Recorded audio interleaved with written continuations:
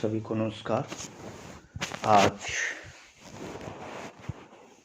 राजस्थान में किसान आंदोलन के द्वितीय भाग में हम लोग बिजोलिया किसान आंदोलन की बात करेंगे।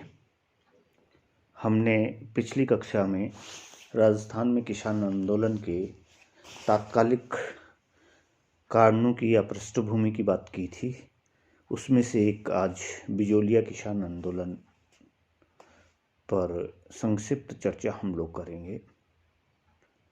बिजोलिया परमार राजपूतों की जागीर थी जो मेवाड़ में पड़ती थी और 1891 में इस ठिकाने की जनसंख्या करीब 12,000 के आसपास थी। किसानों में अधिकांश धाकड़ जाति के जाट थे। बिजोलिया के पूर्व में कोटा, बूंदी, दक्षिण में ग्वालियर और उत्तर पश्चिम में मेवाड़ राज्य के क्षेत्र थे। इस जागीर की भौगोलिक परिस्थितियों के कारण कृषक आंदोलन को एक पृष्ठभूमि मिली, क्योंकि यहाँ के कृषक बड़ी सरलता के साथ पास के राज्यों में जा सकते थे। बिजोलिया आंदोलन की पृष्ठभूमि 1894 से प्रारंभ होती है, जब वहाँ के जागीरदार गोविंद दास की मृत्यु होती है।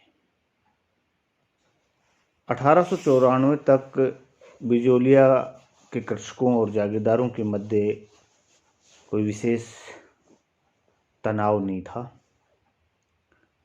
और 1894 में जब नया जागीरदार किशन सिंह आया तो उसने जागीर की नीतियों में परिवर्तन करते हुए कृषकों के प्रति नीति में बदलाव किया और ये जो बदलाव हुआ उसी का परिणाम था कि परंपरा पर आधारित जो ढांचा था वो टूटने लगा और वहाँ के किसानों पर अतिरिक्त करों का बोझ डाला गया। ऐसे कर थे जो परिस्थिति जन्य थोड़े समय के लिए लगाए जाते थे, उनको जागीरदार के द्वारा स्थायी करने का प्रयास किया गया और प्रत्येक अतिरिक्त लागत का बोझ, चाहे वह अपने में बहुत कम हो, उत्तरोत्तर अधिक होता गया, जिसके परिणाम स्वरूप किसानों के पास में बचत नगण्य हो गई। 1922 तक ये सिलसिला चलता रहा और हम देखते हैं कि 1922 तक आते आते बिजोलिया के किसानों पर 74 प्रकार की लागतें, टैक्स जो है, कर जो है वो लिया जाता था। 1895 के बाद जागीरदार द्वारा जो नई नीति लाई गई थी उसके फलस्वरूप अतिरिक्त लागतों का किसानों ने विरोध करने का निश्चय किया।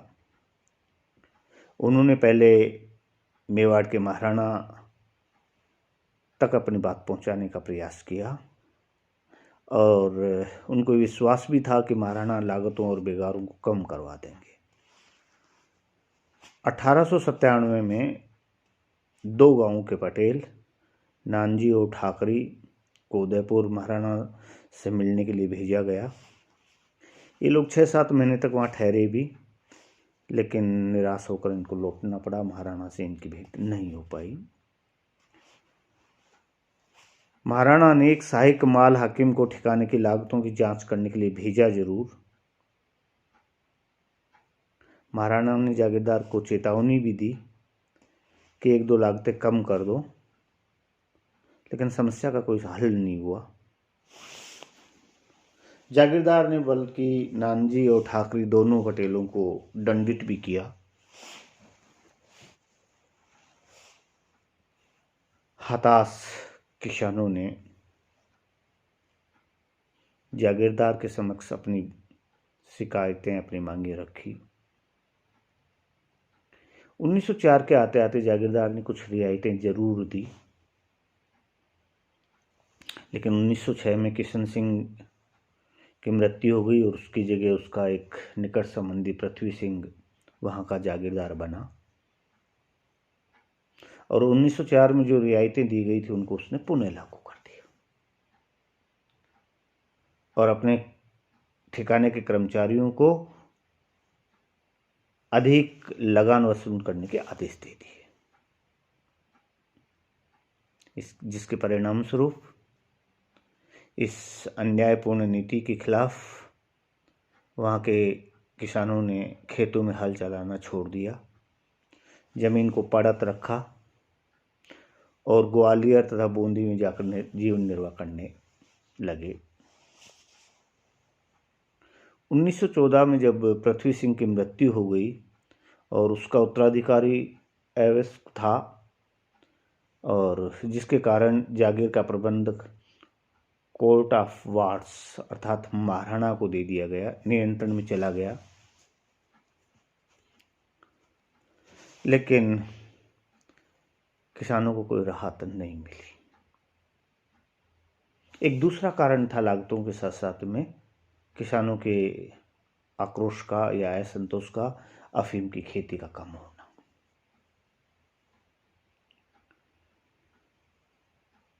और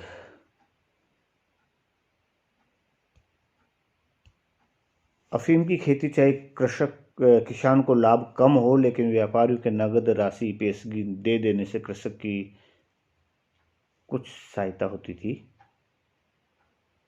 लेकिन 1916 के आते आते इस आंदोलन ने एक व्यापक आंदोलन का रूप लेना प्रारंभ किया। उनको एक ऐसे नेतृत्व की आवश्यकता थी जो उनकी बात आगे तक पहुंचा सके। और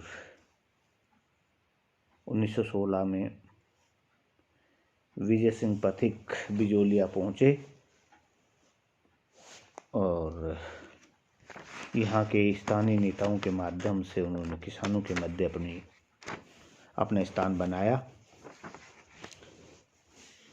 जिसमें माणिक्यलाल वर्मा, साधु सीता रामदास, भंवरलाल सुनार और प्रेमचंद भील ने महत्वपूर्ण भूमिका निभाई।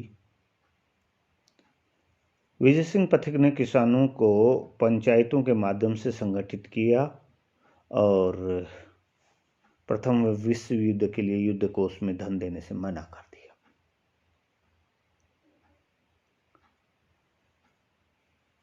महाराणा और ठिकानेदारों को अनेक प्रार्थना पत्र भेजे गए, लेकिन उन पर उसका कोई प्रभाव नहीं पड़ा। उल्टा महाराणा ने किसान नेताओं को गिरफ्तार करने का आदेश दे दिया। ऐसी स्थिति में विजय सिंह पथिक के द्वारा एक महत्वपूर्ण कदम उठाया गया। कानपुर से एक राष्ट्रीय समाचार पत्र प्रताप छपता था। उस समाचार पत्र तक बिजोलिया किसान आंदोलन की बात पहुंचाई और उसमें उसको छपवा दिया। जब समाचार पत्रों में इस प्रकार की सूचनाएं भारत के स्तर पर पहुंचने लगी तो अंग्रेज सतर्क हो गए और महाराणा को एक जांच कमेटी बैठाने के लिए कहा। जांच करवाई गई। जांच समिति ने कृषकों की मांग को जायज ठहराया, लेकिन महाराणा ने उस जांच समिति की रिपोर्ट पर कोई ध्यान नहीं दिया। किसान पिसता रहा। इसी दौरान एक जांच आयोग और बैठाया गया। उसने भी किसानों की शिकायतों को सही पाया और महाराणा से लागत और बेगार कम करने के लिए आग्रह किया, लेकिन परिस्थिति में कोई परिवर्तन नहीं हुआ।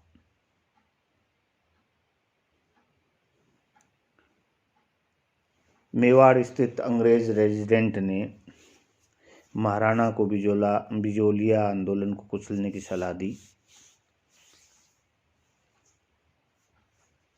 विजय सिंह पथिक के द्वारा इसी दौरान 1920 में राजस्थान सेवा संघ की स्थापना की गई।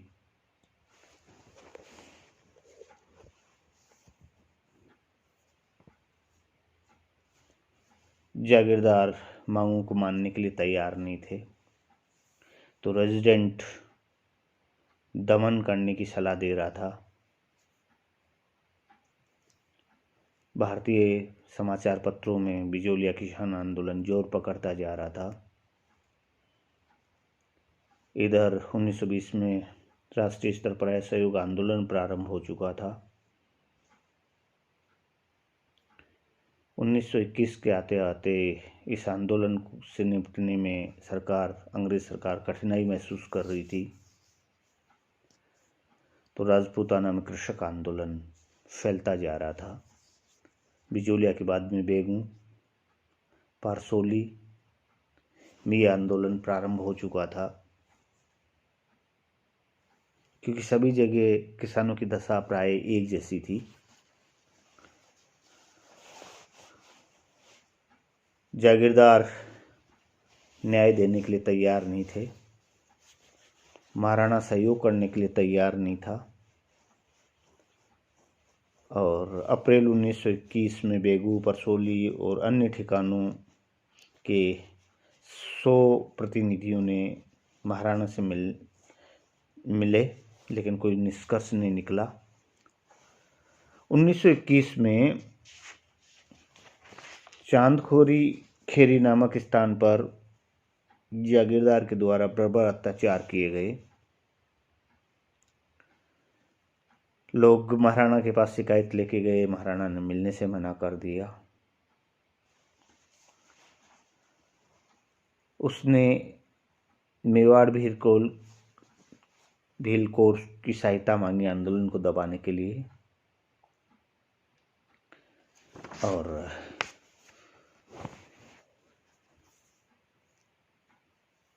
1921 के अंतिम महीनों में किसानों का असंतोष बढ़ता चला गया। इस बढ़ते हुए असंतोष को नियंत्रण करने के लिए अंग्रेज सरकार ने महाराणा पर दबाव डाला, लेकिन वो न तो जागीरदारों पर नियंत्रण रखना चाहता था और न ही किसानों की समस्या को सुलझाना चाहता था। 1921-22 में एजीजे का दौरा हुआ, पहले बेगू में और फिर बिचौलिया में। अंततः एजीजे ने किसानों और जागीरदारों और मेवाड़ के महाराणा के मध्य समझौता करवाया, और उस समझौते के तहत बेगू में लगान की उपज 1/2 से घटाकर 1/3 कर दी गई। नकद फसलों जैसे गन्ना, कपास और दालों पर बीगोड़ी की दर भी कम कर दी गई। गेहूं और जौ की उपज पर लगान 1/2 से घटाकर 1/3 कर दिया गया। मक्का पर 3/4 से 1/3 और तिल की पैदावार पर 1/2 से घटाकर 1/3 कर दिया गया। बहुत सारी लागतें घटाई गई या कुछ को समाप्त कर दिया गया। पहले जागीरदार फसल कटने से 1 महीने पहले लगान लेना प्रारंभ कर देता था, अब उसको बदलकर फसल कटने के पश्चात कर दिया गया। बहुत सारे और भी बदलाव किए गए, और उसका परिणाम ये हुआ कि जून 1922 में किसानों और जागीरदारों के मध्य एक समझौता करवा दिया गया। हम देखते हैं कि समझौता जरूर करवाया गया, लेकिन अंग्रेजी सरकार इस समझौते की क्रियान्वयन में रुचि नहीं ले रही थी। उसका अंग्रेजी सरकार का केवल उद्देश्य था कि तात्कालिक परिस्थिति में केवल बिजोलिया के आंदोलन को फैलने से रोका जाए, कैसे भी रोका जाए। जब भारतीय असहयोग आंदोलन समाप्त हो रहा था, तो एजीजे ने बिजोलिया समझौते की गति का पता नहीं लगाया कि क्या रहा। और 1922 में समझौते के बावजूद किसानों और जागीरदारों में टकराव की स्थिति पैदा हो गई।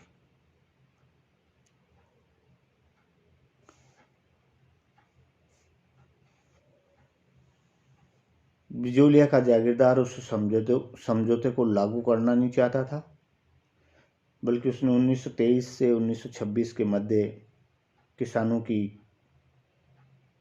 के ऊपर कमर तोड़ लागतें लगाने की पूरी कोशिश की। और संयोग कुछ ऐसा बैठा कि बरसात कम हुई और लागतें बढ़ती चली गई।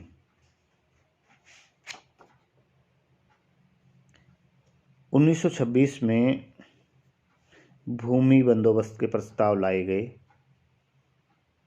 उसमें बारानी क्षेत्र के लिए लगान की मात्रा बहुत अधिक बढ़ा दी।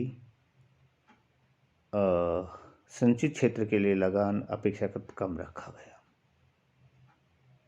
मार्च 1927 में एक किसान पंचायत हुई जिसमें रामनारायण चौधरी और माणिक्यलाल वर्मा भी उपस्थित हुए और उसमें कुछ बदलाव करने की बात की गई। विजय सिंह पथिक और रामनारायण चौधरी के मध्य मनमुटाव हो गया। दोनों ही बिजोलिया आंदोलन को अब नेतृत्व प्रदान करने के लिए तैयार नहीं थे। 1929 के बाद किसानों ने व्यक्तिगत स्तर पर उस भूमि को छोड़ा, अब पुनः लेने का प्रयत्न नहीं किया। ये लोग 1939 तक संघर्ष करते रहे। 1939 के बाद में परिस्थितियोंवश महाराणा ने किसानों को उनकी जमीनें वापस लौटाने का काम किया। 1938 के आते आते मेवाड़ प्रजा मंडल बन चुका था। 24 नवंबर 1938 को बिजोलिया किसान पंचायत ने एक प्रस्ताव पारित किया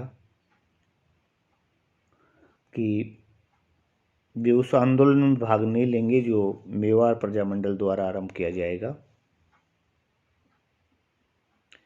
दूसरा, उन लोगों ने प्रस्ताव लिया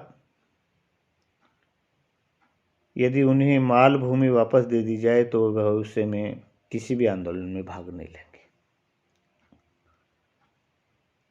इसके पश्चात मेवाड़ सरकार ने किसानों की समस्याओं के प्रति सहानुभूतिपूर्वक विचार करना प्रारंभ किया और 1939 से 41 के मध्य अधिकांश मालभूमि बिजोलिया के किसानों को वापस लौटा दी गई। बिजोलिया कृषक वर्ग ने अभूतपूर्व साहस, धैर्य तथा बलिदान का परिचय दिया। इस आंदोलन को 2 पीढ़ियों ने चलाया। अनपढ़ कृषकों के हृदय में कई गहरे घाव छोड़ गया ये आंदोलन, क्योंकि 1926 से 29 के मध्य नेताओं ने मजदार में नहीं छोड़ दिया था, जिससे उन पर विश्वास जिन पर उन्होंने विश्वास और भरोसा किया था वो ही उनको छोड़ के चले गए थे। एक सफल विद्रोही और संगठनकर्ता होना एक बात है, लेकिन विरोधी पक्ष से सफलतापूर्वक वार्ता करना दूसरी बात है। पथिक सफल संगठनकर्ता था। विद्रोह का संचालन करने में वो असफल रहा। हम देखते हैं 1938 के पश्चात महाराणा ने किसानों की सहानुभूति प्राप्त करने के लिए जमीन लौटाना प्रारंभ कर दिया था और धीरे धीरे फिर यह आंदोलन समाप्ति की ओर चला गया।